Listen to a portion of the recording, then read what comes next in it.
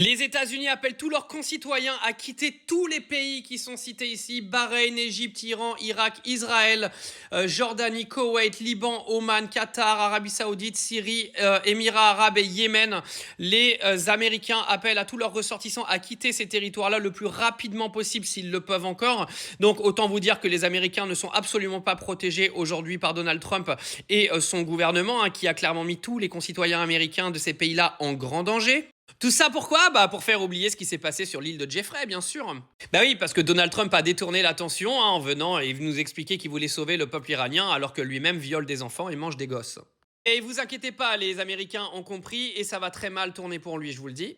Dans le même temps, Benjamin Netanyahou en profite pour continuer sa guerre, hein, qu'il fait depuis plus de 50 ans avec ses voisins, parce que oui, pendant que Trump est en train de détourner l'attention avec l'Iran, Israël est en train de se charger du Liban. C'est ce qu'on appelle détourner l'attention. Décidément, ces deux-là s'entendent très bien.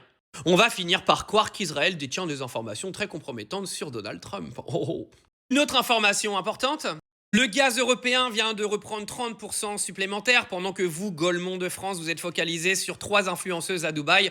Dites-vous que votre prix de l'électricité, du gaz et du pétrole va prendre tellement cher que vous viendrez pleurer et que vous arrêterez de parler des gens qui vivent à Dubaï bientôt. Ne vous inquiétez pas. Continuez de déverser votre haine, vous allez voir le karma que vous allez vous manger.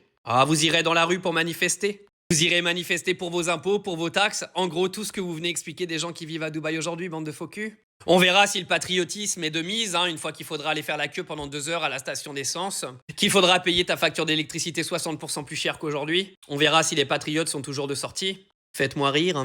Enfin bref, pendant que vous êtes focalisé sur des futilités, Donald Trump est en train de vous la jouer à l'envers et Benjamin Netanyahou avec. Et ils sont en train d'emmener notre monde dans le néant.